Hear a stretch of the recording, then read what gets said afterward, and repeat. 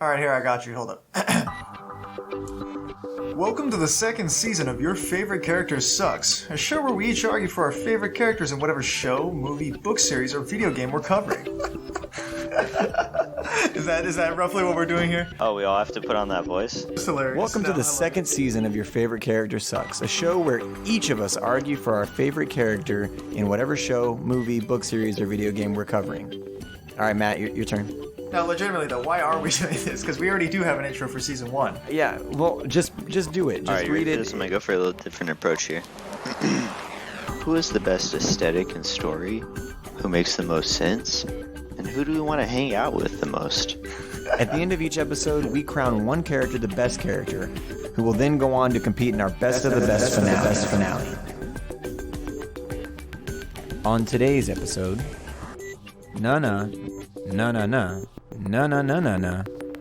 Batman. Wait, is Gotham a state? Oh God. It's its own city-state. Yeah, right. It's its own city-state? Well, Holy yeah. shit. I know that in the third movie they have aren't the Knights like the football team, Gotham Knights or something like that, or is it what is I mean, it? that's what they say. Yes, I Nolan believe movies. so. And Jesus in, Christ. Yeah. Well, we could talk about the Christopher Nolan movies. I Yeah, think we'll get that's- there. First, Wait, let's what do you say, mean we'll get there? Are we circling around to it? Well, we got to start the podcast. Let's circle so the drain a little bit more. yeah, so we're here on March, or as we we're call not it. really here. Yeah, We're that's not what I was- really here. So I was gonna say, Okay. Bran and Matt are not here because coronavirus. They call it March Madness. If you've heard, if you're in the future and listening to this, and you've heard of March Madness, it's because of coronavirus. Yeah, and, they've always called March Madness March Madness because every year coronavirus every year. hits off. If you're in the future, that's definitely true. Yeah. It is going nowhere. Yeah. So we're here. We're not here because of coronavirus, but we're here to talk about Batman universe, characters in the Batman universe. I mean, we should just get started, I think. Well, let me tell you where I'm at. I'm in the Batcave right now. I'll post some pictures on the Instagram, but Dan's place got some Batman art, some Simpsons art, Star Trek. I'm wearing my Batman boxers that I purchased from Target. Ooh. So I'm in the spirit. I'm wearing a Batman shirt at the moment. I one time had a friend come to my apartment and he said, "It doesn't look like a girl has ever come into this place." Yeah. Damn. Yeah. Jesus. Which I thought was kind of sexist. Oh, it's sexist, yeah, because there are girls who love Batman, I'm sure. We love Batman specifically? Yeah, I think so. I think I kind of just love everything. I mean, Yeah, it's true. Yeah, Matt worked at a comic book store. He worked at Oh, cool. DNA Comics. He's probably way more up to date on everything than I am. I'm a much bigger loser, I assure you. But we'll get to that later. So we've decided that we have the right people to talk about Batman, so here we are. So Well, we've heard our credentials. What about you, John? And you, Brandon? What do you guys bring to the table here? I'm just a guy. and you know what? That's what Batman is. I'm here representing the comic He's the book. lens through which everyone else will view this podcast. Yeah, right? if you're not, if Okay. you're he's a Okay. casual. He's representing our casual Batman fans. My dad owned a comic book store for a brief stint because you have to have managerial skills and like accounting skills, those kind of things that he did not have. He battled his own demons. It's not entirely his fault. Yeah, he had his grandmother's money, and that's about it. But Hey, Matt, Interesting. What's up, Dren? how comfortable are you with the frequency in which we roast John's dad?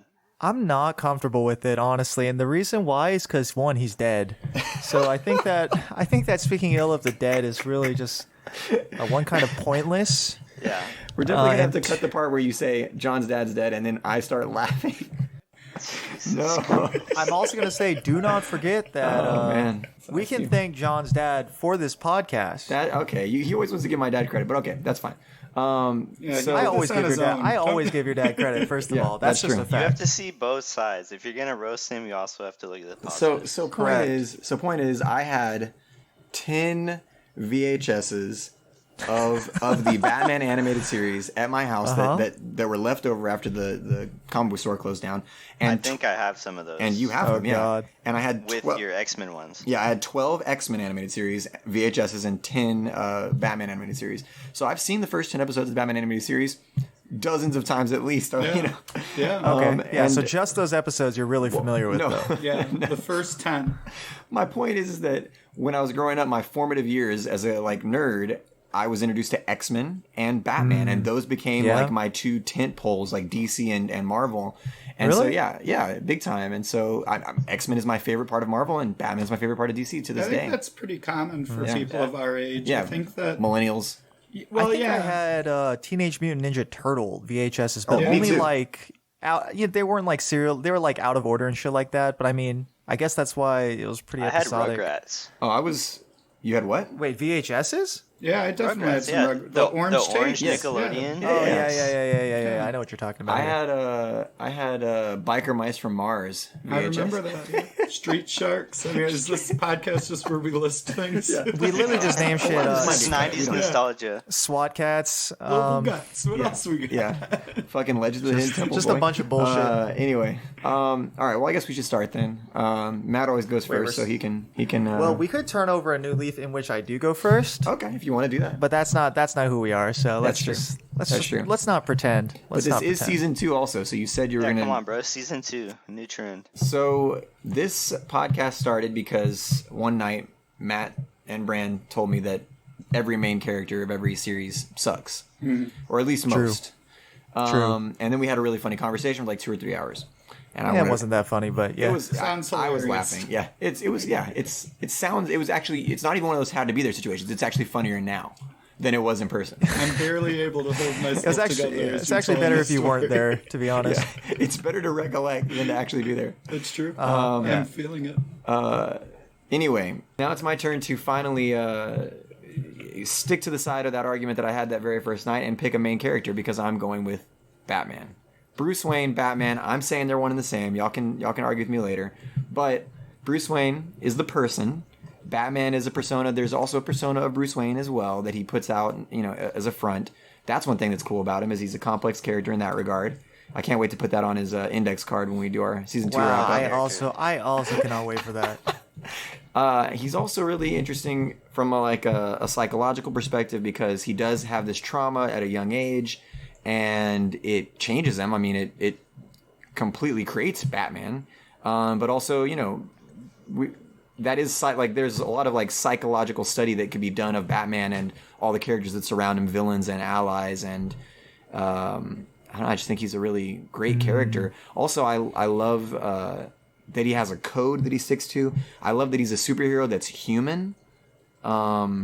And Is he really human though? Well, okay. Well, so that's the thing is we can talk about He's different. the most human for sure. We could talk about different iterations of Batman. Obviously, I wouldn't even say that. He's every the most hero human. has just the Flash didn't start off as what the Flash is now. So you mean he's biologically a human? He's not biologically enhanced. What Matt's saying is no human can be a ninja and a genius and a this and a that. That dude is not real. That guy's won the. Well, that's just the nature of. He's the second comic smartest books, detective okay. in the entire universe. Who's the first? He's that one chimpanzee, right? No, what's that guy's? I think his name is literally Detective Chimp. I'm not even making this shit up. Well, either way, I think that if you're intelligent and rich, and you and then you dedicate your life to this kind of thing. I mean, he's obsessed, and you dedicate your life to learning how to do the martial arts stuff like that. And I mean, you have the money, the access to the technology. It's more realistic. It is not 100% realistic, but I think it makes some sense. I think it makes good sense. The thesis statement is if you have all the resources and all the time, and you're intelligent, and you are, I guess, some natural ability. Not just intelligent. Yeah. Like top 10 genius. I tend to agree. I mean, I agree. I think that the amount that that line of he's human. I think that is almost cartoony at points, but sometimes. I like what you're saying. But there are different versions of Batman. Not every version of Batman has him be a super ninja and all this stuff. I like this thesis statement that you have, though. Right. That as a guy who is not biologically enhanced except for exorbitant wealth. And so I've always liked that. I root for the underdog, and to me, he's like an underdog in superhero terms. He is looking out for the regular humans. The bigger heroes are more involved with the huge threats, whereas Batman can do those, but he can also just be cleaning up the street of Gotham. All right, who wants to go next? Well, I guess if no one else wants to go, I can. So I thought about this a lot. I'm gonna pick a character that I don't necessarily think is the most I love this character a lot. In fact, I have some pictures I brought out to show John that I'm sure he'll upload. I'll share it to the Instagram. I'll take a picture of it. There are multiple pictures of me. When I was a kid, I had this pair of Robin pajamas, and I would wear them like all the time. So I felt like I'd be remiss if I did not pick Dick Grayson and Robin. And I think my reason is every good Batman villain is like a fragmentation of like himself, right? So like Harvey Dent is this guy who on one side is like all about justice and order, but is also like walks this line that is completely determined by like the flip of a coin of like vigilantism and wrongdoing, right? Like the Joker is absolute chaos to Batman's absolute order. And so I think the most interesting relationships are the ones that are not openly contentious, like not relationships that are happening with the Joker or Two-Face or the Penguin, but it's like the people he loves are the ones that are really interesting. So I think Dick Grayson is the most defining relationship he has, because Dick Grayson is Bruce Wayne, but made it through, right? Like Bruce got stuck in his parents' death, and Dick Grayson didn't. Dick Grayson was able, I'll argue against that later. Yeah, but he's able to overcome it.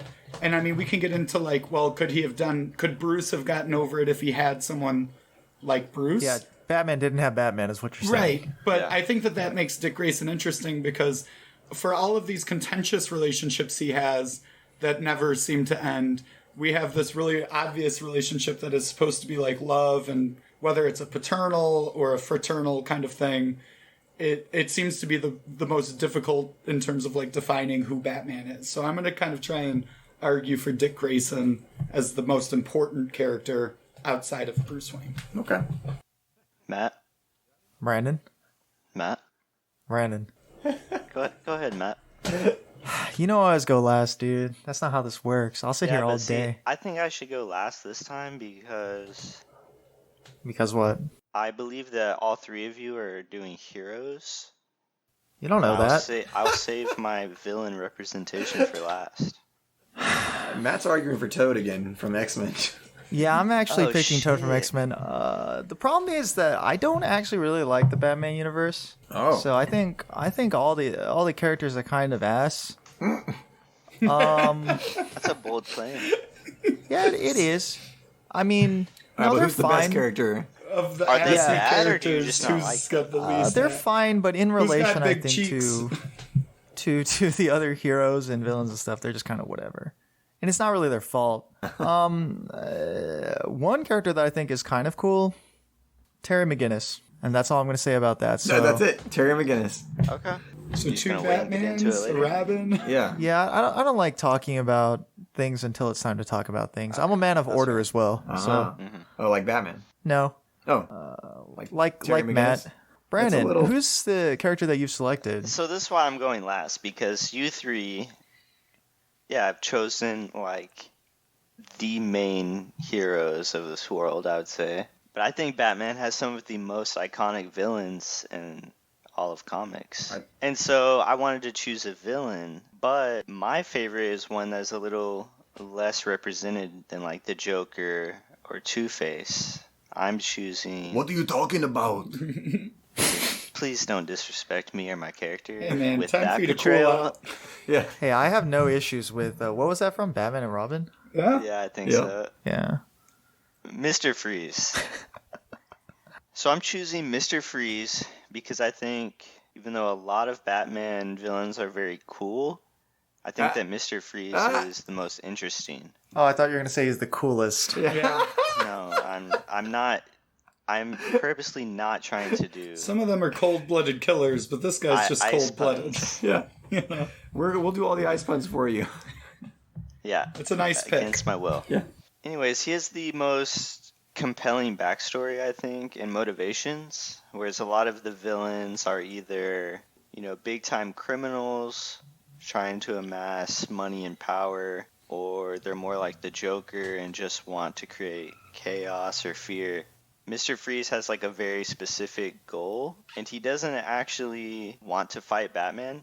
He doesn't actually try to kill him from what I've seen. He just disables him because he's like, my goals have nothing to do with you, so just leave me alone and we'll be fine. So he just disables Batman if he can, and continues doing his task. So I can get into the backstory more later, but yeah, I think he is the most interesting, even though he doesn't get as much coverage as some of the other bigger villains. Well, and his motivations are different than any other villain, really. Yeah. Right? Like, yeah, we can get into that. We're gonna have to do a whole motivations like section of this because every character is so driven by something. You know what I mean? Like I feel like they all have such clear motivations. So we'll have to do a category. I want to get into the Jacob's Ladder. This is all happening inside in of Batman's Bruce's head? mind. Oh God! No, not Batman's mind. Oh, this is all happening in Bruce's mind. Okay. None of this. So he died when in that robbery as well. Yeah. And it's all Jacob's Ladder. Jacob's situation. Ladder. Okay. This is his like hell that he's just reliving over and over. Yeah. No, but true. I would agree that Bruce Wayne doesn't exist after that night. Truly. Yeah, from a psychological standpoint, yeah. Yeah, it's a facade. It's not his true personality. Let's do because we'll talk about all the motivations, but let's do this first. Honorable mentions, get them out of the way. We did not mention one of the most popular characters in all of comic books, the Joker. Yeah. The Academy Award-winning film that just came out last year, like the character from that. Great. I'm so tired of the Joker, dude. Why didn't we pick him? I think stop making unless you're stuff about the Joker. I don't care, dude. Yeah, unless you're like a 14-year-old kid that's like shopping at Hot Topic. There's no like way an adult. And we have all been that kid. Yeah. Yes. So we know. So we know. We're that kid. Yeah. No, and that's what I'm saying is like there's no way to seriously at this point. And again, like I think that's why so serious? Yeah, why so serious? I mean, of course they would be asking us why so serious. Like it's like no one wants to seriously. I mean, again, I don't know. I'm new here, so let me say this about the Joker. I agree with what y'all are all saying. Yeah, overplayed, and also like when you're younger, you might be super into him. But I was never into that guy. Well, okay, Heath Ledger, Dark Knight, the Joker. That's one of the best superhero movies of all time. That's a fucking good movie, and he does a really good job in it. Do you think so? Does it crack your top 10? Yeah, it's my number 1 or 2. Jesus. It's very good. I remember seeing it in theaters. Rewatch that movie, dude. It's perfect. Yeah. There's no way to seriously talk about that character without sounding like a moron. But also, going back to motivations, I feel like as cool as he seems, he's not actually that good of a character. Oh yeah, he sucks. Well, he's insane. He has no like backstory, and he just wants to create chaos for no apparent reason. He has a backstory. Yeah. It is because he is a construct of Bruce Wayne's mind. Oh god, that embodies the chaos of the universe. This is making me hate the Joker even more than I already hate him. But let me just say this: so the backstory that I like, and the character that I like, and the character that Heath Ledger played are very similar. Which is it's the Killing Joke version, which is he had a bad day, he snapped, he went fucking crazy. And now he can't let anybody else just be happy with life. He wants everyone to realize that things are fucked up and everyone should know that. And also he wants to prove to Batman that people are inherently bad and that the world is chaotic and not in order. And his main goal is to break Batman and to break all the people around him who think that there is order. Well, he is insane. But I don't like that he focuses so much on Batman. Yeah, why specifically? He's not doing this stuff for himself. He's doing it. Yeah, he's obsessed with Batman because his insanity caused him to feel that way. And then Batman is the antithesis of that. He wants order to like the degree that he wants to control everyone else's fucking lives. All of his sidekicks, all of the people around him, like the criminals, everybody. He wants to tell them how they're going to behave and all that stuff and where they should go and all that. And he wants to break that man. His goal is to break society, and that man is the epitome of what he wants to break. And he wants to break him by getting him to kill him, to break his moral code, which in the Dark Knight film with Heath Ledger, I just fucking love it. There's so many great scenes with him where he's like, Batman is driving at him on the motorcycle, and Heath Ledger is just like, come on, hit me.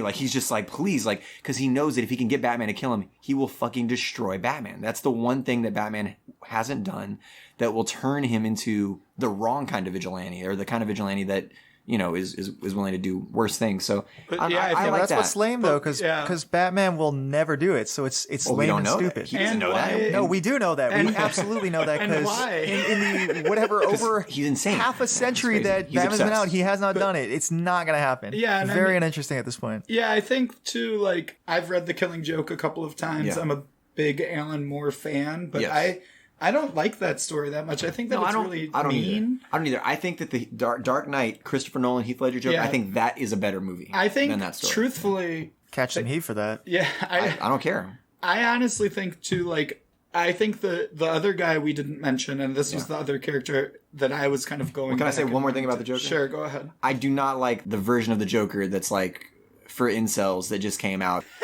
I think they're all for incels. I What, think the that- Joaquin Phoenix yes, one? the Joker without Batman is definitely Wait, that's a not terrible Joaquin character. Phoenix, is it? Joaquin Yeah, Phoenix, that was Joaquin Phoenix. I think. Well, it's the Joker. Yeah, that's why he immersed himself so much you don't even recognize him anymore.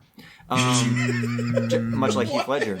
But no, listen. I think that the Joker, like y'all were saying, y'all were talking about his flaws. I think that without Batman, he is a terrible character, and I think that the movie that like it just doesn't make sense. I think it's bad. I hate doing like the thing like, well, what if they were dead the whole time or whatever? Yeah. That's not really what I'm saying. I think the Joker works because the chaos that he represents is just the antithesis Yes, of yeah. the order that Batman wants. Right. So like it could be anything. Also, like it just. I that's think a the villain should be comparison. able to exist without the hero. Yeah, no, that makes sense. Okay, that's true. So what I was gonna say Yeah. of the Killing Joke, I Yes. think the most interesting character in that is the other runner-up that we didn't bring up. I think I know is you're talking. Gordon. Yes, right? Commissioner Like, Gordon. I fucking love him in that Me story. too, and I love that he was almost the guy I went with. But I think the cool Talking about thing, Jim Gordon? Yeah, Jim Gordon. Right? I think the cool. He wasn't a thing commissioner in that story. Yeah. Well, in that book, right, Bruce isn't really the hero. The hero is Jim Gordon because he's the one that Joker's linchpin is like. Yeah. He needs to go crazy. He's gotta break. to break Batman and To prove Jim to Gordon Batman doesn't. that everyone can break if they have one bad Yeah, day. and he doesn't do it. Yeah, but the Jim question is, does Batman kill the Joker at the end of the Killing Joke? Because that's like the last few panels. Some have argued leave it up to suggestion. I don't remember. What is it? He tells him Don't care. the best answer. Dude, I'm just... Because that book doesn't Yeah, really don't matter. care. It doesn't Yeah, matter, it doesn't man. matter. Yeah, it literally well, doesn't matter. It's so It's boring. funny because I love Gordon in that, and I also love Gordon in The Dark Knight. Yeah. It's Gary Oldman, right, that plays Yeah, him. in But yeah, Dark Knight, he's yeah. he's so cool in The Dark Knight. In that movie, Heath Ledger's Joker gets to Aaron Eckhart's Two-Face, which also Yeah. fucking great performance and character. But he's not able to get to Gordon, and he has his kids held hostage or whatever. He basically convinces Two-Face to do that sort of Yeah. thing. And Gordon to me has to be the face, like the public figure. That's way more dangerous than Batman. That dude has to like fight corruption and be a regular human. Like I really like that character a lot. Well, So we're admitting that Batman is not a regular human then. Batman has to be what he has to be, and that's going to be part of my argument later. But not the hero they deserve. he's the hero we need. Yes. Jesus, I hate it so bad. That's the best superhero movie, hands down. I literally... So good. The problem is I think maybe it's just got over... I mean, it's like, played out and yeah. it's boring. Every time I rewatch it, I think I'm going to not like it as much, and every time I love it still. Well, it's one of those. I it's- haven't watched that film in a long time. Yeah, It's perfect. to me, it's like I No. always go through this thing where like I'm like, oh, I hate like Pink Floyd, and then I listen to a Pink Floyd record and I go, oh wait, Pink Floyd rules. Their fans are the worst, and I can't stand talking to people who like Pink Floyd. I haven't heard about Pink Floyd in a really long That's why time. Brandon and Matt won't watch Breaking Bad. Yeah, no, That's another I'm 10 totally, years, Yeah, so- True. like Every time it gets mentioned, they say they had 10 years to watch I it. always We'll say get this around is to it so, in you know, 30, John 30 at and this I- point. John was a teacher. I'm still a teacher, and like for me, like the new thing with like, I'm really glad no one like This is our origin Yeah, story. like the Harley Quinn thing. Jeez. Like when they did the suicide thing, and like all of a sudden, like 14-year-old kids were wearing like Daddy's Little Monster shirts. I Oh, was God. like, shut it down. This is crazy. Yeah, I like Harley Quinn. Yeah. You were thinking about arguing first, so do an honorable Yeah, mention for I Harley like Quinn. Harley Quinn, but I mean, the problem is that out of all the tepid, just Batman characters, she's okay. she's fine. Yeah. I think she's got a And really... I think it's really strange that she's got more rep than Catwoman, given how important Yeah. Catwoman is to the Batman story. But I guess that's just what we like now as chaos and... as a culture. It's the 13 to 15-year-old hot topic demographic. Like, Is that even what it is, though? I think mean, I don't so. know what carries a franchise. I mean, it's certainly even possible. like The point is like that the most recent Joker movie was like adult men, or like yeah. John said, like the incel thing or whatever. And Yeah. it's like, We also... yeah, I attribute Joker more to like 20-something incels, Yeah. as opposed to like young children per well, se. but I don't think like We I also think mention incels on every teenagers- episode, too. It's because incels are a very important part of our relevant. culture. Dude. Yeah, well, that's what I'm saying. I think like this incel population that they're talking about, they're in like this arrested development where like they never realized, oh shit, nobody gives a shit about me. Like, that is the trick of growing up. When you realize there's 7 billion people on the planet and like 30 of them give a shit if you wake up tomorrow. Yeah. Right? Like, nobody, like, you don't I would argue matter. that even less than 30 of them. Yeah. And so, like, unless you're incredibly depends on who you popular. are, yeah, so like in middle school, everyone goes through like an identity phase where all of a sudden you realize you're not whatever you believe in isn't necessarily just what your parents are telling you. And the Joker is like a perfect representation, or like Harley Quinn for kids that are in that phase where they're like, you thought I was this sweet little kid, but really I'm dark and twisted or whatever. Kevin Smith in Kevin Smith in his 30s named his daughter Harley Which Quinn. is insane. And that is asinine. Kevin Smith. I love Kevin he wore Smith. like I do those too. really large ass jorts up until like a year ago. I love Kevin Smith, but dude, But Harley Quinn is a like, I hate Harley Quinn. I have no issues with think she's got Harley a cool Quinn. aesthetic. Well, what's What does your she add? primary gripe What does she here? add?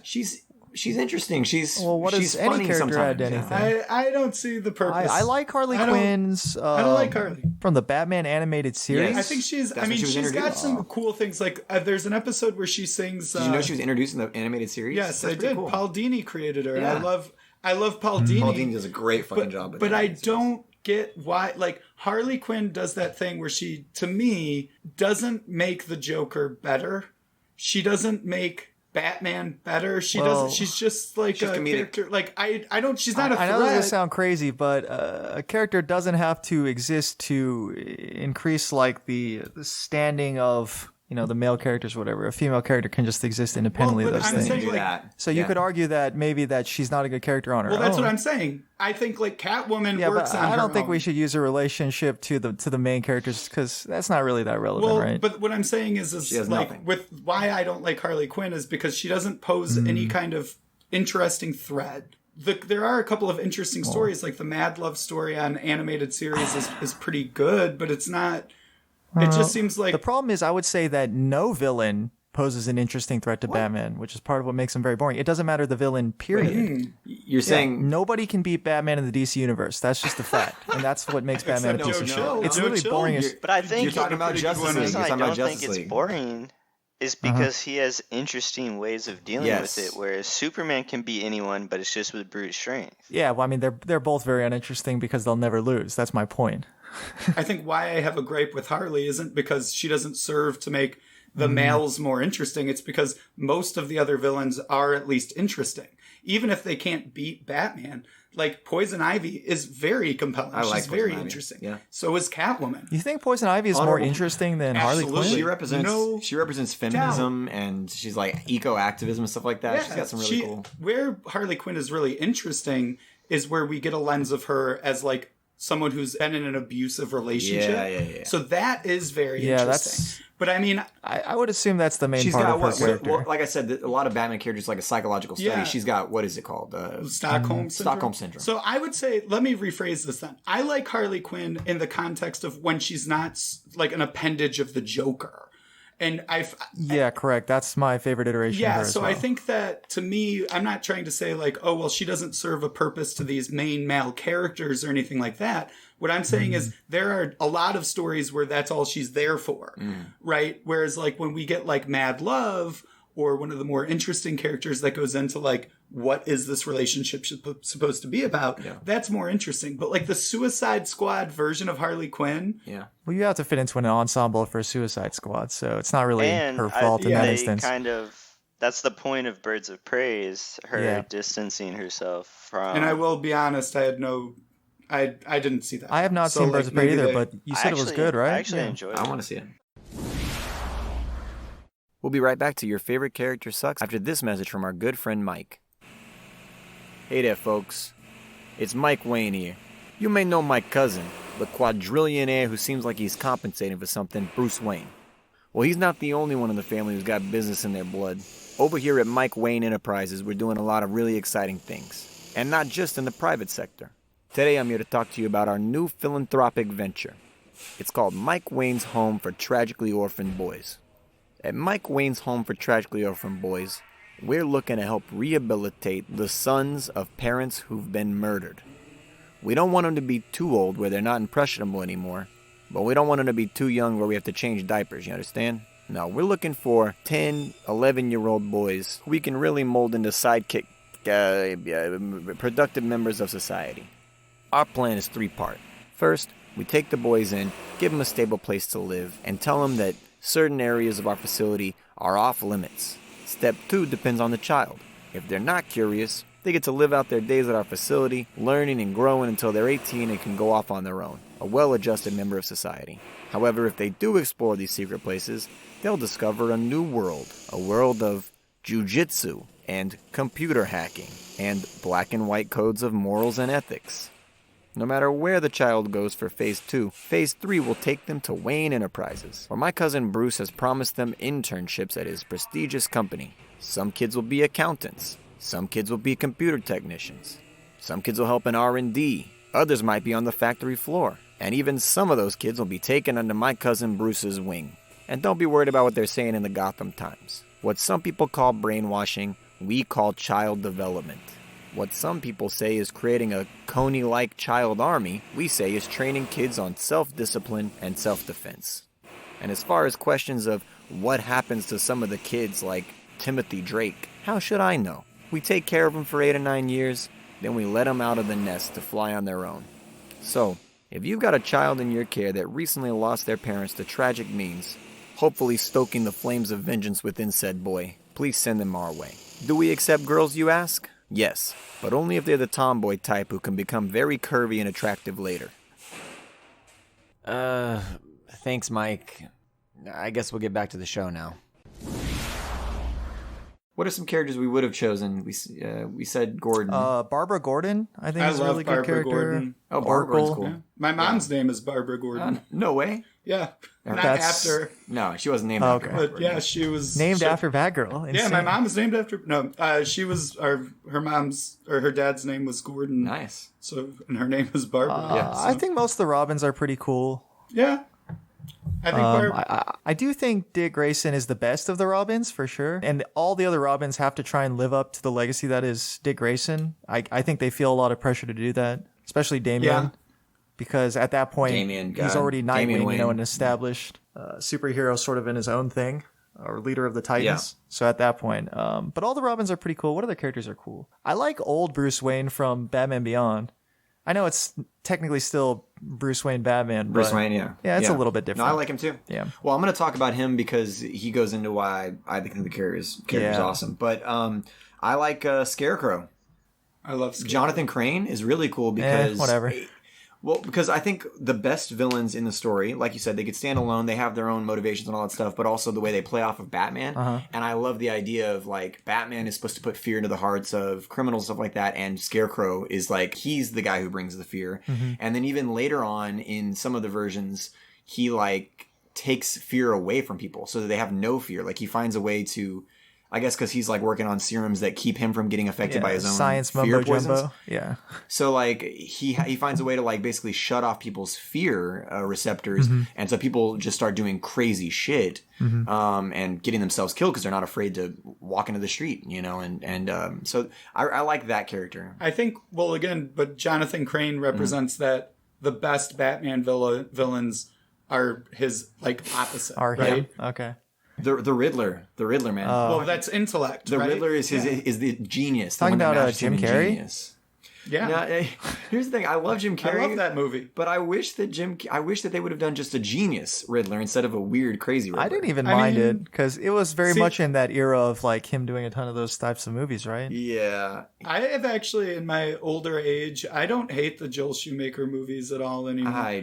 Because to me, as I've gotten older, I love Batman 66. I love like the TV series more, and I think like since like the Frank Miller Dark Knight stuff, we've been in a race to like make Batman not fun. Yeah, an arms the race. most realistic I and agree. gritty. Yeah, like how do you constantly up and make it? And I think Grittier. like again.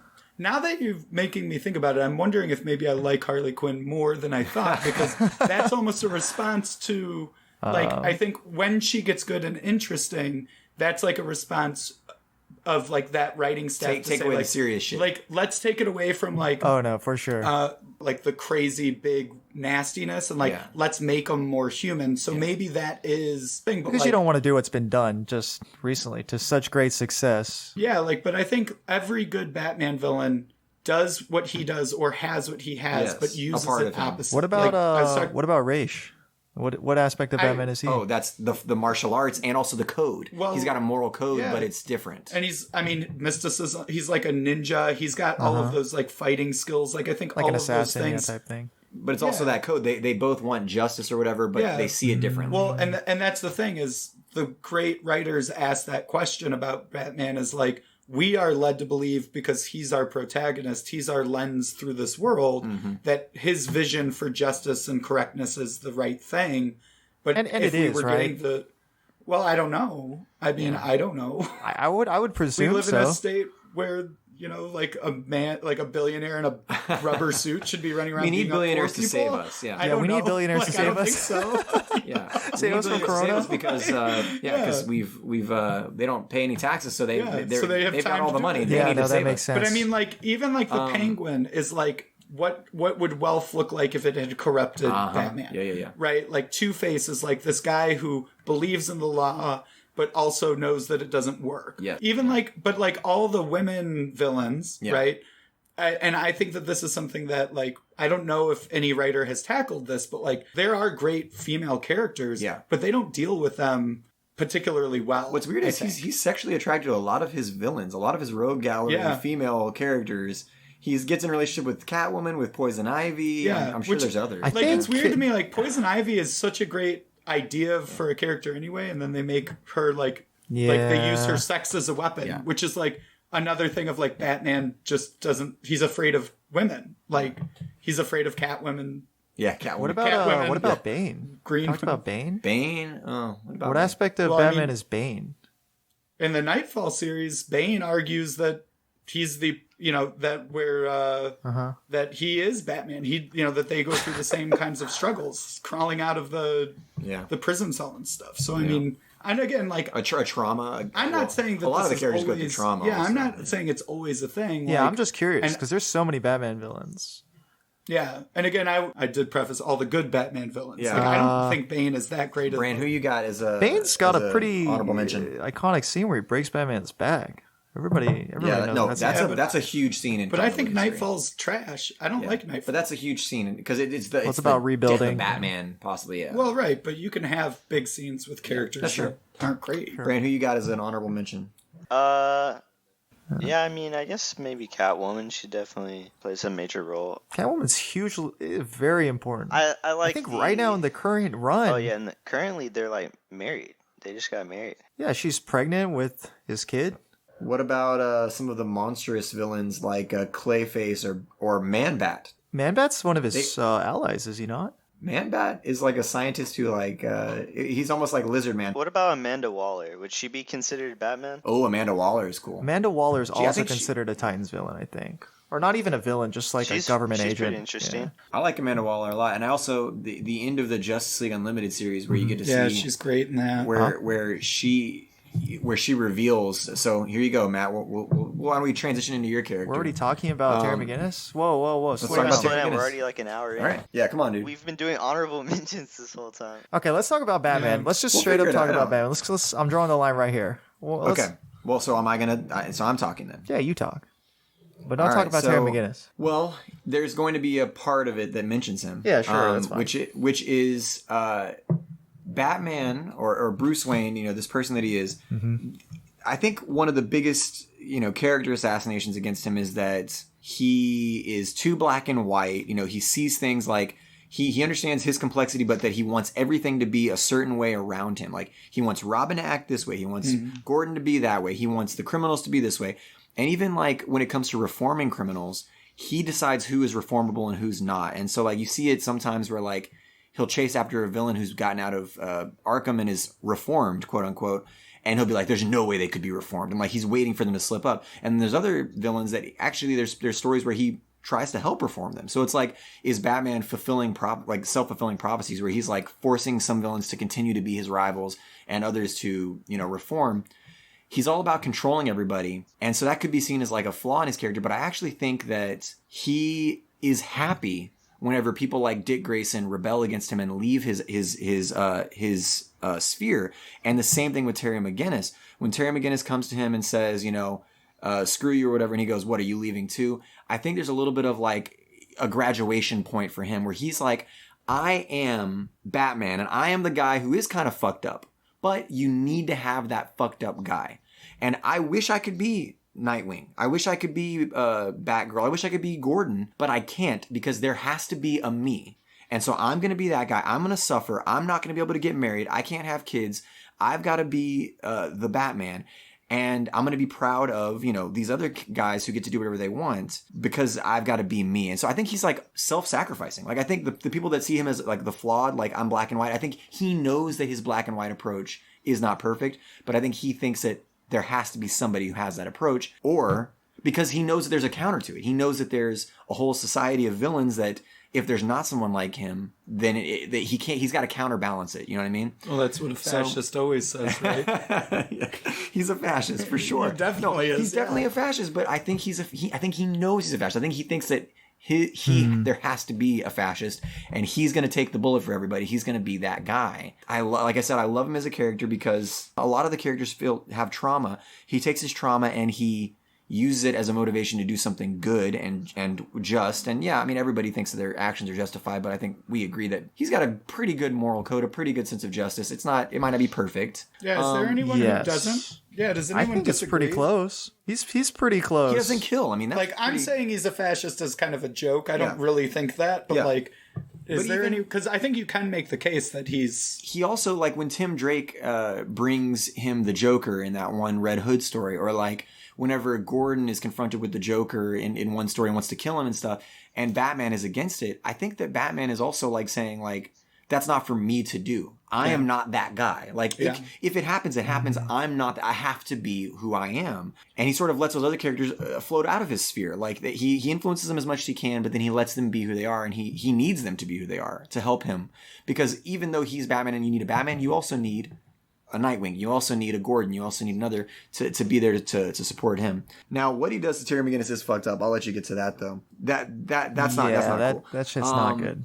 You bring up such an interesting point because I've never really thought about it that way. Like in Bruce's mind, he's like, look, you have to get to a point where you outgrow me. Yes. But I've never read that character that way. So I've always been like, Bruce gets pissed off when people lose the line sight. He is like, fine, fuck you. We don't talk anymore. Right. He casts He them literally off. does cast people off whenever they don't. Because you're saying he knows that he is an irreparably fucked up. Here's why I say and can this. never. There's a scene. Like he can only get you to That's a point. what I assume too. I don't think he ever wants people to be exactly like him. That's what I'm saying. I don't think he wants to be like him either. And here's my counter argument, because I can't remember who it was arguing with Batman and saying like, what you did to Dick Grayson or whatever, you're just trying. It was one of the Robins. I think it was Dick Grayson. His parents were killed by a criminal.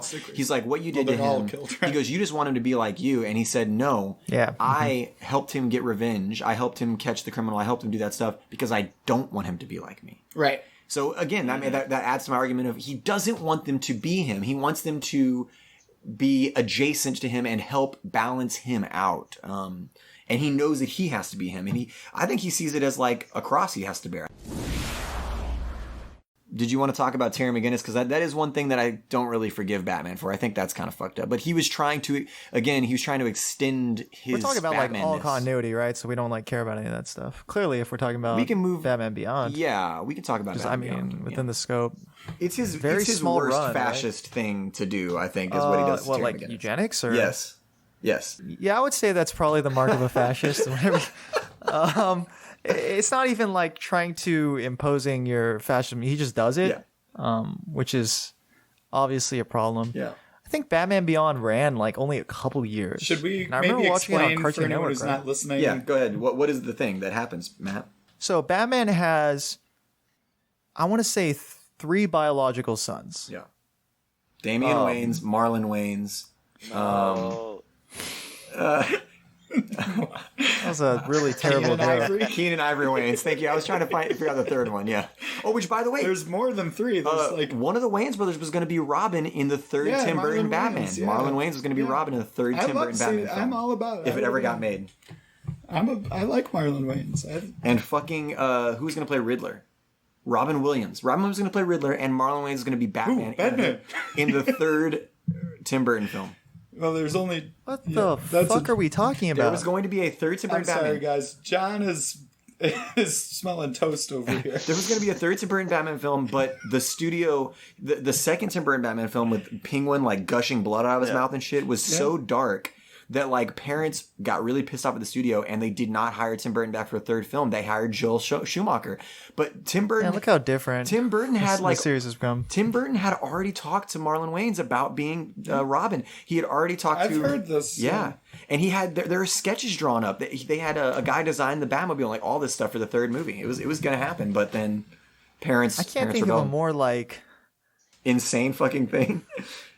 say like insane, Well, uninteresting. Tim Burton moved on to try to make Nick Cage Superman, so that was also fucking weird. Well, Tim Burton has his own way of doing things, and I think that for the most part he does a pretty good job. I think you're right. So Bruce Wayne So- has 3 biological Yeah, he has 3 sons. biological sons. I give him some. and I don't Terry even know where McGinnis the now. fuck I was going with this. The point is that Terry You're McGinnis. explaining the Terry McGinnis situation. Terry McGinnis is future Batman. That's really what it comes down to. But what's the fucked up situation that you're referring to? I'm first explaining that Terry McGinnis plays the role of Batman in I think it ran from 1999 to 2001. I think it was literally just a 2-year thing. It's pretty good. It's a little bit cyberpunk. Yeah. A it's little good. bit into the future. It's got some interesting aesthetics.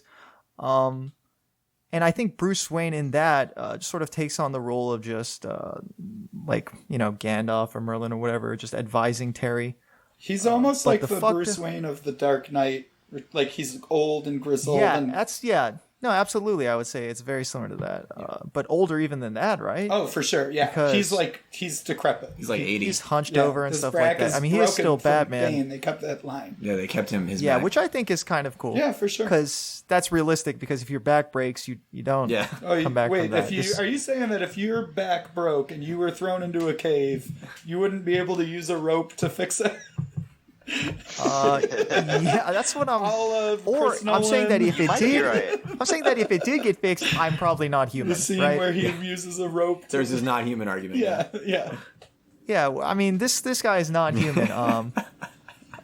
Where were we going with this? Terry McGinnis, yeah. Eugenics. He's actually eugenics. So basically, Batman has. Oh, now I understand why I was talking about biological sons Yes. before John got us off track. And one of his biological sons, it just happens to be Terry McGinnis. Although Terry McGinnis doesn't know that, because it was a sort of a. How would you describe this? Certainly not a snafu with the paperwork. He took his DNA and he got overridden, right, onto Yeah. Terry McGinnis, essentially making Terry McGinnis a clone of Batman, but still gestated within the womb of his mother and stuff like that. Yeah. So even though she gave birth to this person, Terry McGinnis is still a clone of Batman. I don't know. It's a bunch of science mumbo jumbo. why does Amanda It Waller doesn't really know make about that it? much sense. Amanda Waller does know about it. I Why believe. does she know about it? Because I remember she was a part of that episode. She knows everything. Oh, okay. I'm sure it has something to do with Cadmus Labs and other bullshit like that I don't really care about. But I know they end up finding out because Batman needed like a liver transplant or something in his old age, and they determined that Terry McGinnis was a literal exact match.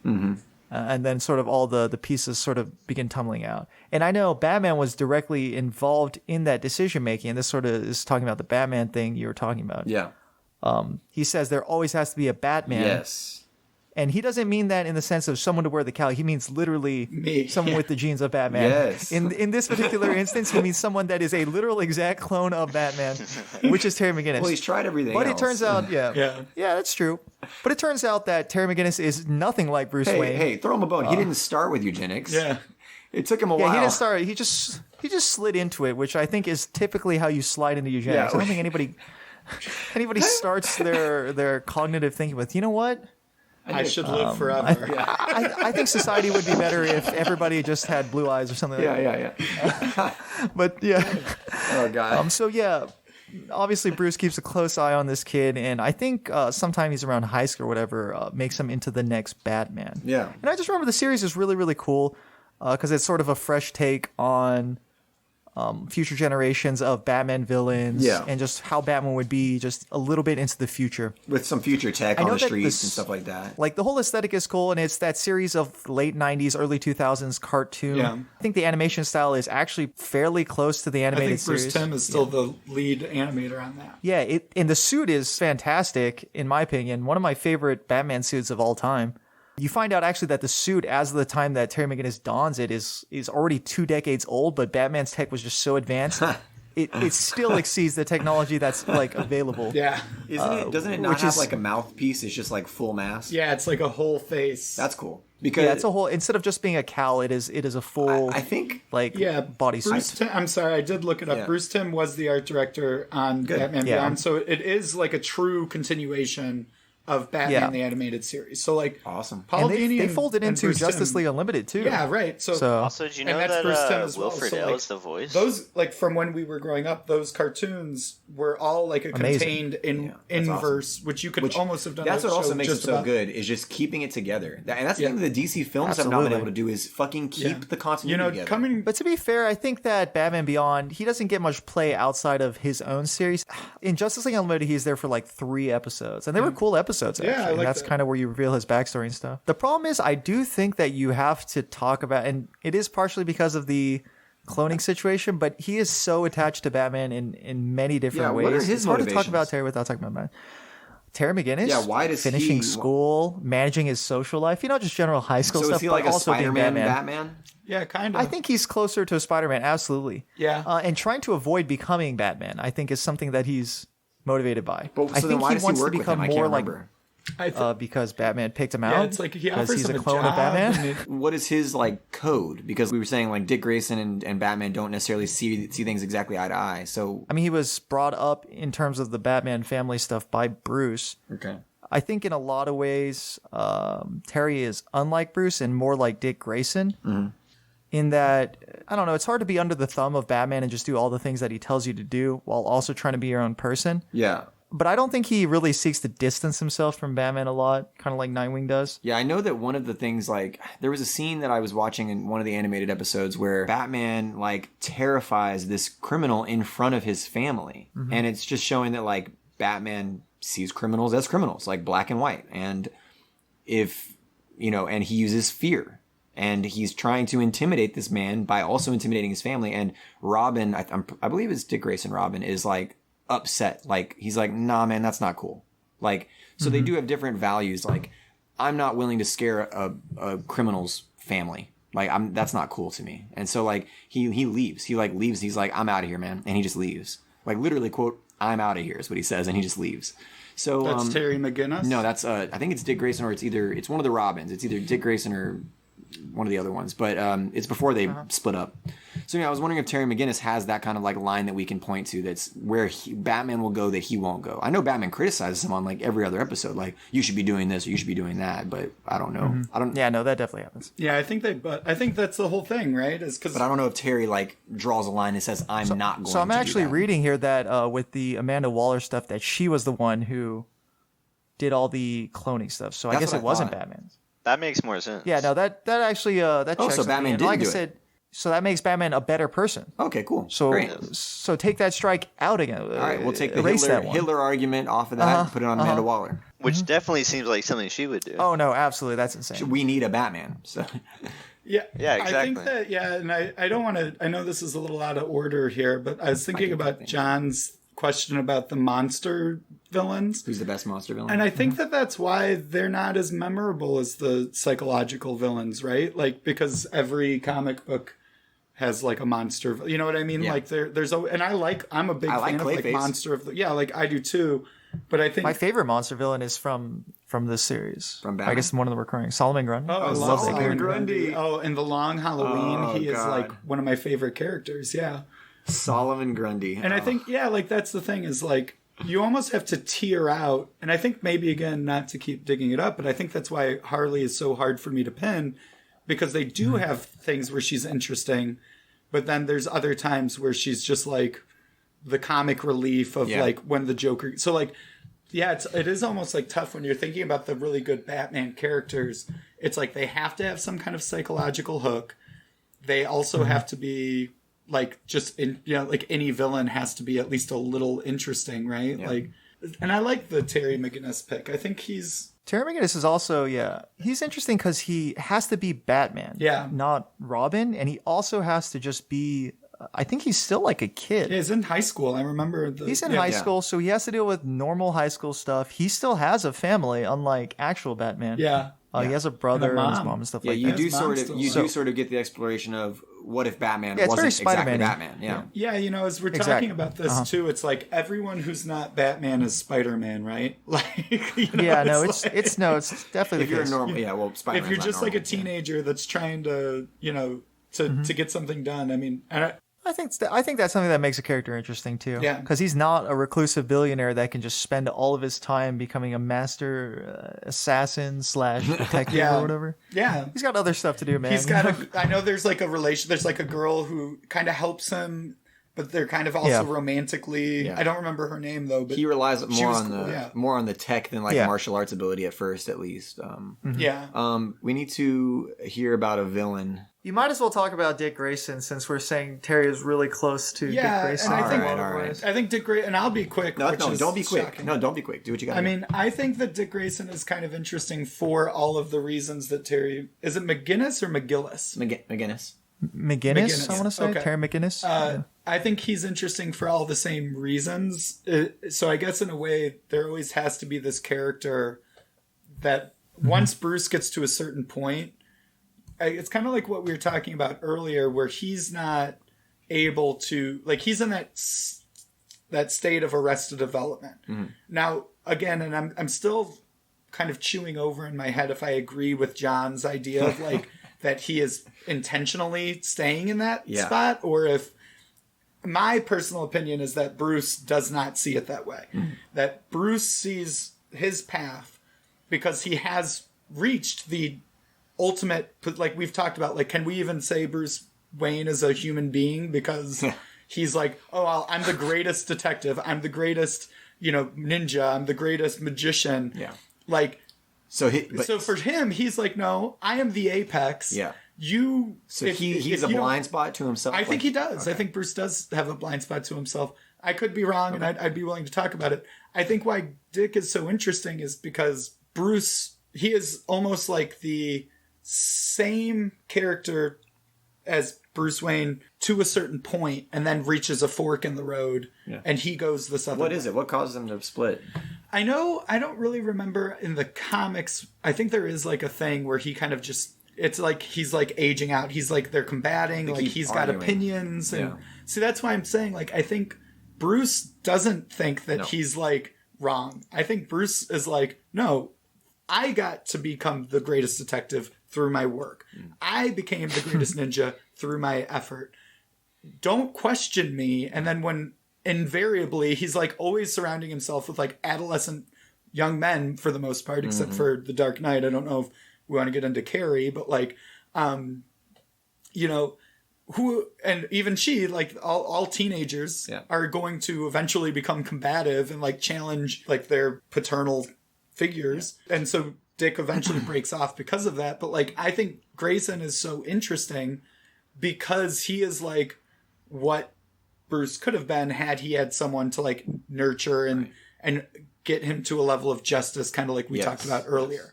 And like that fracture is the first fracture that Bruce Wayne ever has to deal with, because Alfred doesn't go anywhere. Mm-hmm. Jim Gordon, even when the Joker comes and like shoots Barbara Gordon, like they've would have been so in the right to be like, yo, asshole, you are heightening this, like, instead of like put this guy away or kill this guy or whatever. None of those relationships ever really fracture. But Dick and Bruce do have a fracture, and it's the first time they kind of explore, I think, like what happens when a member of the Bat family, or to me, all the great characters in Batman are fragments of his own psyche. Yeah. And Dick is the first one who's like, I'm finding my own happiness. I don't need to do this to be happy. Yeah. And to me, I think that shakes Bruce to the core. He's like, no, how could that, you can't do that. You're supposed to continue on the path. Yeah. And like, for Bruce, I think it's like from a noble position where he's like, I never want another kid to have their parents die in front of them again. Yeah. Which is No, exactly, yeah. it's impossible That's to his ever goal. make that happen. But like Dick, it's not only that he gets a justice, it's that he makes a conscious decision at some point in his life to go, look, what happened, and I have a right to my own identity. I have a right to be my own person, and I'm going to follow that path. And I think like that just is a really interesting thing, because to your question of like, is there a blind spot in Bruce? Yeah, that's why I don't think this is an intentional thing. I don't think he understands how you can ever get over that hump. And there's no other character that directly shows him that it's possible, because Dick Grayson is Bruce Wayne. And then he's not. We were was talking not about... quick, sorry. No, that was perfect. We were talking about how, No, like... Dick's the best Robin for sure. Yeah, I mean, I think that's... Yeah, I mean, I would agree with that. Yeah. Dick Grayson for sure. Dick, I think, is my favorite Robin. However, I do think love that he's- Tim Drake Red Hood storyline. I think Tim Drake is great too. I don't like Jason as much. I don't know anything. Tim Drake or Jason Todd? I'm Who sorry. was it? Was it Tim Jason Drake? Todd? I like.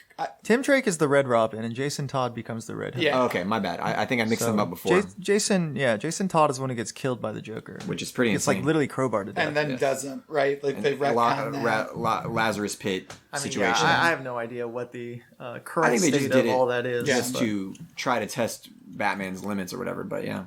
Yeah. But yeah, the cartoon was pretty serious at certain points, and like I remember one of the storylines that I saw when I was a kid that I had the VHS of was Mr. Freeze, and I remember thinking like, man, this guy is actually like I kind of agree with, like I'm rooting for him. Yeah, I agree, and that's why I like him the most out of all the villains, because I guess what Dan has been saying, like many of the villains are just kind of counters to Batman, not just in their goals, but also in like the psychology behind them. But Mr. Freeze could easily exist without Batman. You could put this villain in a different story, and I think it would still work, because his motivations don't have anything to do with Batman, and he doesn't have any desire to fight Batman. His whole story is that, you know, he's, I guess I would say, genius level scientist working on cryogenics, and he basically freezes his wife because she has a terminal illness,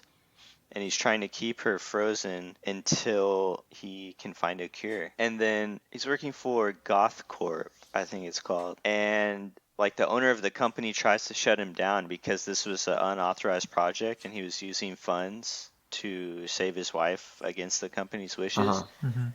And so they try to shut him down, and in that process, he gets into an accident with the chemicals used for freezing, and that's what transforms his body and turns him into, you know, like the blue emotionless figure that we see. Yeah.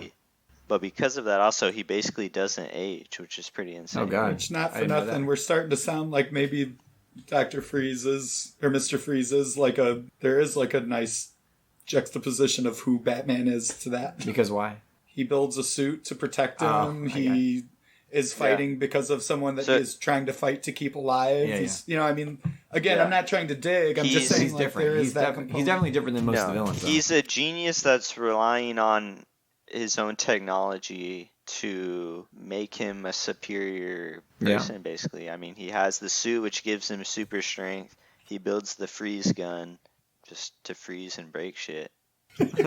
But all of his... Yeah, kind of a whack device when you think about it. That's very I mean, it's comic very booky powerful. though. I remember I was so afraid Oh, no. of the animated series episode when he freezes Dick Grayson. I remember like being a kid and those being on commercials, and I was like, "How Yeah. do you survive that? Dick Grayson is dead." And Yeah, then, he's like, frozen solid. And then in that episode, If it's you like, get shot by a freeze gun in real life, I think you die. Yeah, and then in the that's next typical. episode, it's like they cut to a scene. Well, he's he eating purposely chicken doesn't soup. freeze his head because he don't freeze it. doesn't want to kill Batman or Robin. Mm-hmm. He freezes his body so that they don't stop him. So his whole goals are just to punish the company that shut down his project. Which I'm fully down for even now. Yeah, Yeah, he's like Oh, yeah, the first it's revealed Occupy that- Gotham Wall Yeah. Street, right?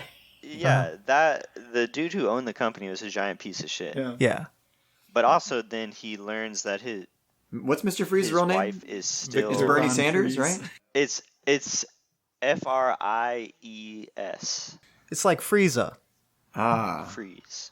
So that's very you're saying similar. it's a coincidence that they didn't mean to make that connection. It just happened. Guy Yeah. named Freeze goes into cryotechnology. It just happened, yeah. Cryogenetics. After they wrote the comic, they were like, "Oh shit!" You hear it him works. call Mr. Freeze in the show. Batman is like telling him to stop, and he's like, "Freeze!" Oh no! And then Victor says, "That's Mr. Freeze Oh to you." no! Oh, It's so God. good. It's so good.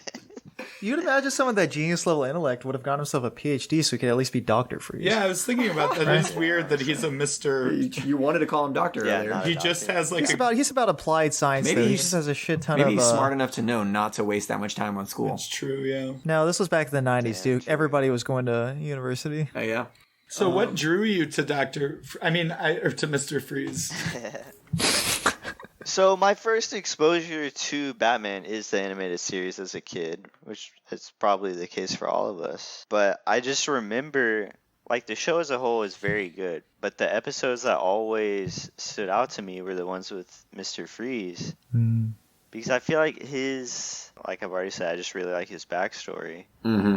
He's just trying to save his wife. Yeah, and punish you this sympathize. corporation. We'd sympathize for sure. I sympathize with sympathize with that him. now even more. Yeah. Yeah.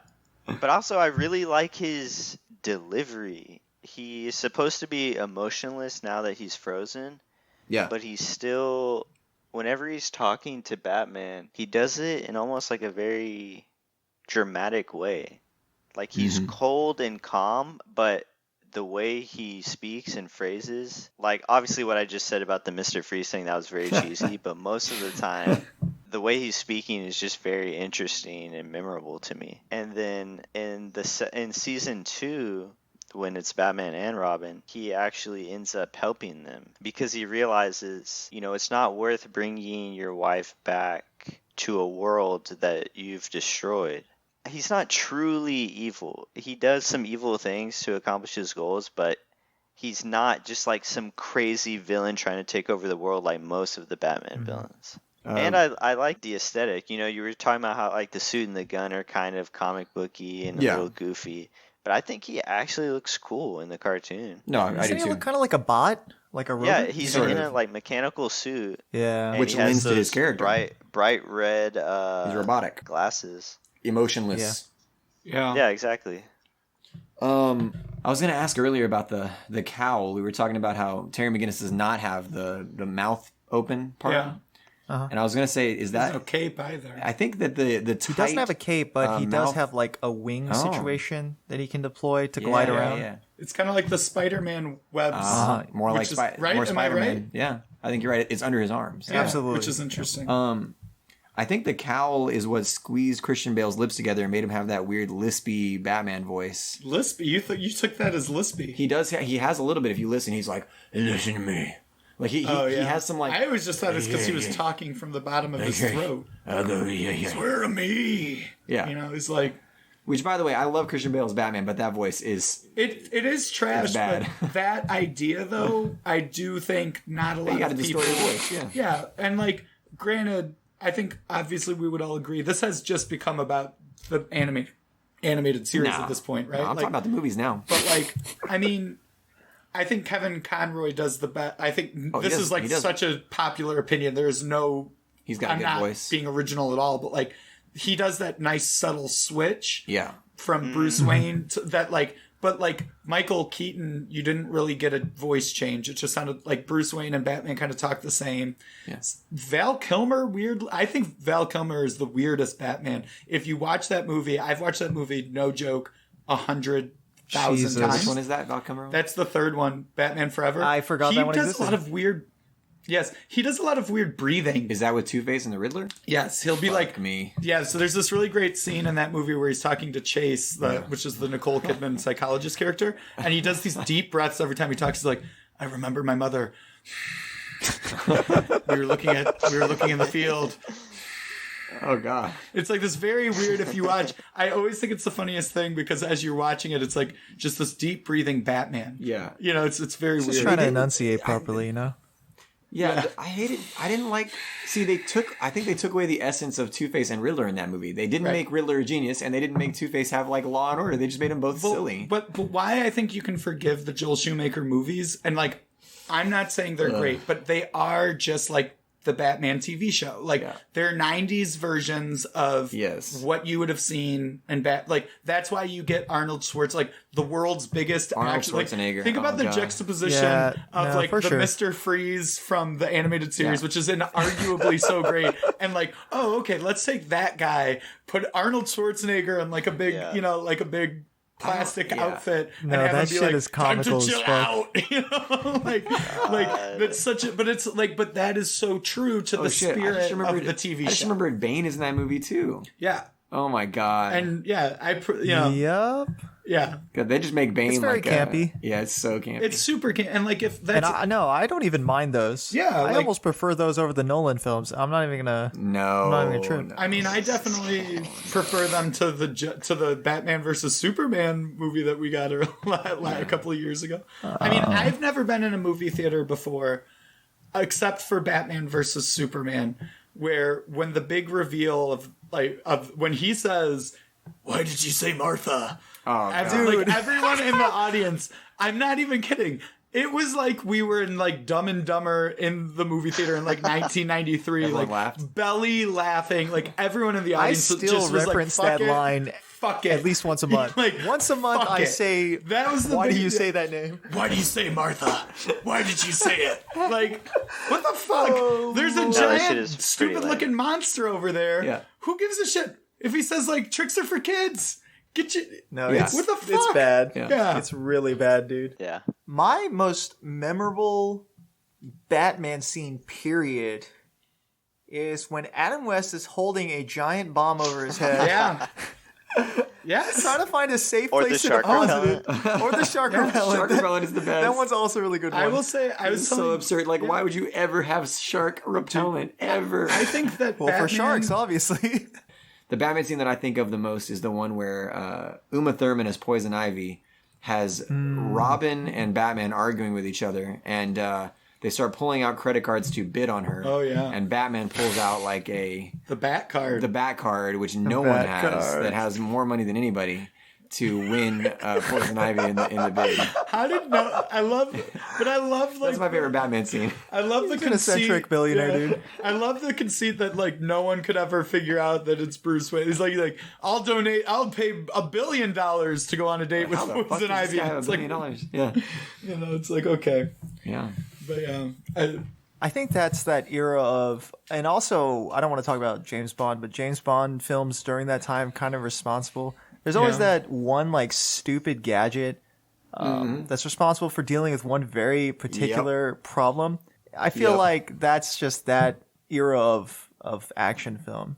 It's not their fault that it sucks ass. Objectively, that's just what they were making back then, No, isn't like and we didn't even like Alicia Silverstone as Barbara Gordon. She's not even like typical Barbara Gordon though, is she? She's like Alfred's niece. Yeah. Which is like no, it was weird. strange. She's Barbara Pennyworth or whatever. Yeah. But I mean, I think we haven't given enough love to Batgirl, and I think that she's a great character. She the best female iteration character? is really weird, huh? She the best. We didn't pick any female characters, which sucks because I think Poison Ivy's a really good character.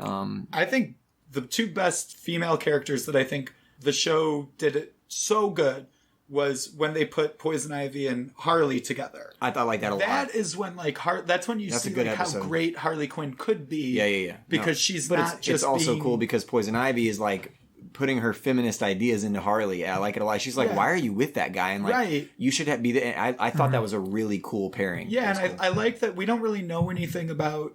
I mean, maybe I'm wrong, but like at least in the animated series realm, we don't really know anything about like Pamela Isley. Like she's not necessarily a victim. She's just making a friend. She's befriended someone who is. Yeah. And then like that makes Harley a little bit more three-dimensional. Pamela Isley. So Poison Ivy. The reason I love her a lot is because she reminds me of Mr. Freeze. She has like a storyline where there's a whole arc of her that like I don't even want to be a part of this world, and like she has like almost like a Magneto moment where she moves to a desert island and like transforms it into a utopia. I think that's more interesting than like I want I just want to watch the world burn type of thing. I like that a lot. exactly. One of the episodes of animated series that is so terrifying is an episode called Home and Garden. I know what you're fucking where talking she's about. growing. Jesus She's Christ. growing like a family. Yes. In like a like she's got a basement. It's so Yeah, weird. John, I don't episode? remember that one. Okay, It's great. No, okay. So great. Sounds let like me- the Goosebumps one, dude. Oh, That it's shit's fucking scary. dude. Yeah. Let me very briefly. Yeah, It's the best. No, it's supposed to be one of those like she's reformed episodes because there's like almost every villain gets one of those episodes. Like you think Yeah. Penguin's reformed, you think Riddler's reformed, Yeah, you're and so right. Ivy gets this reform episode where she gets married and she's living with happily with a family, and you find out at the end of the episode that like the family are all like cloned from like plants and like DNA and shit, and like it's fucked up and like really great. it's horrifying. But that's what I love about Poison Ivy. It's like Poison Ivy. But she just wants to be left alone. She wants to have she wants a family on her own terms, which is like a feminist thing. Like I don't want to have to rely on a man. I'm just going to make my own family. If you're hearing this, then Matt, Bran, and I have already recorded a number of episodes for season 2, and it's been a weird one. Coronavirus has guaranteed that we stay apart and record at home, which might have actually improved the audio quality. But we're still doing just as much work researching and figuring out the best shows to do, and anything that you guys can do to support us is appreciated. You can follow us at YFCS Pod on any of our social media platforms, Instagram, Facebook, Twitter, and you can also become a Patreon subscriber at patreon.com/YFCS Pod. We already have a couple of subscribers who've ordered a couple of episodes. The 2 bonus episodes, Dead to Me and Carol Baskin, our thanks to them. But we've also got a subscriber at $10 a month who has ordered a Stranger Things episode. So come join us on our Patreon where you can help influence the future of the show and where you can help to decide what topics we cover. It's not just shows and movies, it's also books and video games, whatever you want. Shoot, Carol Baskin's a real person. Anyway, that's patreon.com/YFCS Pod. All right, we'll get back to the show now. Thank you for listening. We've done a lot of analysis that I'll probably have to cut. I feel like we briefly touched on the characters, but just also talked about the Batman world for we an always hour do and a half. this. This is what we always do. But now That's true. we're honing on the characters. So aesthetics. Okay. Now there's so many continuities. I feel like we have to pick an aesthetic. Like I can't Animated say series, I can't clearly, say. then. Do you want to stick to the animated series? I think we have It has to. I think it's okay, for 'cause it's got all of especially them. for our generation. At All least, right. Well, it's the Batman's pretty definitive- plain though in the animated series. That's my least. Huh? It's not my least favorite Batman, but He's it's pretty it's getting plain. close. I'd rather go with like Dark Knight Batman, like from the Dark Knight Batman's not we that all cool have to- either. I like the way he Same looks with like category? plate armor and No. stuff. Like The coolest Batman suit that has been on screen is the Ben Affleck suit so far. Not all even right, joking. well, I'm gonna go with. But I the, actually I'm gonna go with the like- Christian Bale military one. The Like, you armored have to Batman give is him so armor I awesome. just thought and his head shit looked when too he's- big in the Nolan movies. What'd you say, Bran? I like him being bulky as fuck, and when you put the armor on him, he looks fucking enormous. It's What'd you so say, Bran? sick. See, I was gonna say I actually just like the cloth suit as opposed to like freaking body armor. Like the Adam West So you're saying costume. Adam West? Well, no, even like With animated eyebrows drawn series. on? Yeah, I like that. I actually. Eyebrows drawn on. Because it's more like him being able to be sneaky and be a detective Oh, rather for than sure. just be like a tank. He's a ninja. Beefing up against Superman is the Yeah. reason Yeah. why he was in the armored suit. Yeah. Yeah. No, for sure. Okay. I can understand. But the coolest aesthetic is actually Terry McGinnis. Yeah. The For sleek Batman? cyberpunk Or- red and black. Talking about his character. Yeah. We're talking about all of our characters' aesthetics. Yeah. Okay. I by, don't. by far actually just the coolest. I think Terry it's McGinnis completely is pretty unlike dope. I like Mr. Freeze in the suit. I think that's Mr. to Freeze me looks very honestly. I think that's the best reimagining because if you see I actually in Batman 66, like in the TV show, Yeah. Mr. Freeze was like a very comic-y, like science Yeah. fiction robot Yeah, dork. And then I think after that, like no one even touched him. Yeah. Like I think the animated series revived. I could be wrong on that. I was just watching the animated series is the one that created the backstory about his wife. And Yeah. Yeah. Yes, which is Yeah. awesome. That animated series is very well written. the animation holds up too. I like that style. Yeah, and I was I really do. my aesthetic for Dick Grayson. Dick Grayson, yeah, because I don't. has to I be don't the love. animated series. I don't love the Nightwing look. I don't don't really care either. for You the don't like blue. the Nightwing? I don't The care for blue the and blue. black? No. I think that the color scheme is great, but I think it's always weird because they give him like a mullet and. So you're gonna put him in Robin's outfit? Is that right? For sure. I think All right, well- Dick Grayson in the animated series when they gave him pants, you know, Okay. I think Yeah, without Robin the works shorts, better with pants. Okay. I think all superheroes work better with pants. So what do you think, guys? Uh-huh. I think it's either Mr. Freeze or Terry McGinnis. I don't think Robin or Batman you know, especially in the animated series. Problem is they're we've not that seen them cool. too much. We've seen them too much. Yeah, I would go with Dr. or Mr. I keep calling him Dr. Freeze. Yeah, we He keep should calling be him a Dr. Freeze. It seems like he should be a doctor. He should be a doctor. He's is an a- honorary doctorate at this point. Oh, does he? So Mr. Freeze, I don't know. I'm gonna yeah. I like No, Terry Mr. Freeze McGinnis. has a cool look too. Okay. I think that if you talked about Mr. Freeze as Arnold, it's probably one of like the him worst too. costumes. You think so? I think it looks. I think I like it. It looks really bad, dude. I might like it in It's like a like all jokey way, but I shiny like and- it. Yeah. It's not a good look. Okay. All right. Well, we can go with Although Mr. I Freeze will for say, I think aesthetics. we are discrediting how good the design on Batman is in the animated series because I do think it's fine. I think it's just plain. I actually like it. I do too. All right. Yeah. Just No, it's classic Batman. All right. It is literally the epitome of classic Batman. Well, if I go with Mr. Freeze and Bran went with Mr. Freeze, right? Or did you go with Mr. Freeze for aesthetics? Yeah. Okay, then Mr. Freeze will win aesthetics, but the character that makes the most sense. What does that mean? Their motivations, their choices, all that stuff. They don't ever do anything that's counter to like who they are. I feel like that's everybody. I feel like they're all well written. Actually, maybe I don't know. Yeah, all the characters are really good. Yeah. So it's a bad category. Yeah, That's this what is that means. so. No, I mean, it means that Batman's the characters are well written or not. Are there any? Yeah, I mean, people there are think bad about characters, the but we didn't Batman, choose yeah. them. Yes, that's true. Okay, well, we're talking about superheroes. I feel like coolness has to be a factor, like most badass or like most awesome, because when you're a kid and you're into superheroes, like awesomeness is a factor for sure. Like, which character is the most awesome, the like most badass? I don't think it's Mr. Freeze. I don't Really? think.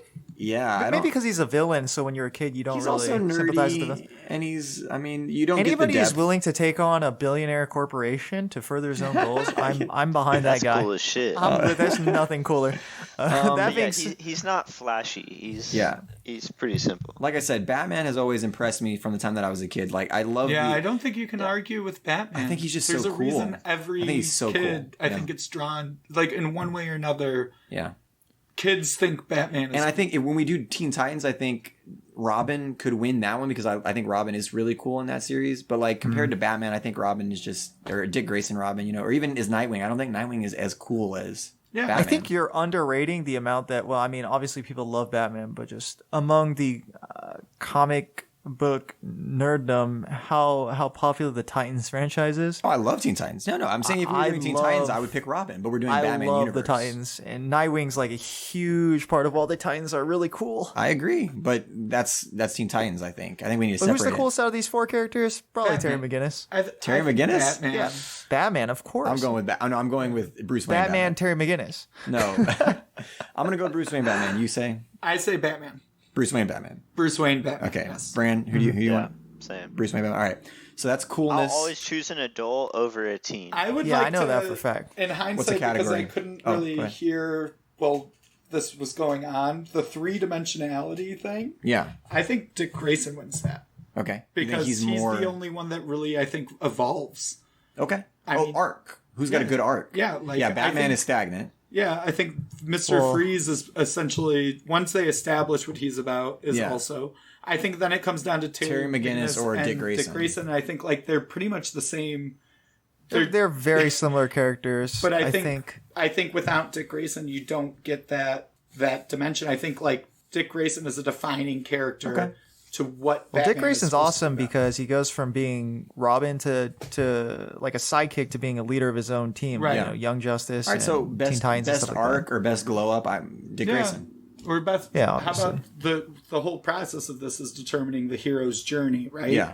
So why don't you just call it that? Like Yeah. who gets put Who on the goes best through journey, the hero's journey? Okay. right? Yeah. that. Best Batman. Oh, but well, yeah. Well, they've all, It's yeah, just Bruce that- Wayne. No, It's just because- Bruce Wayne.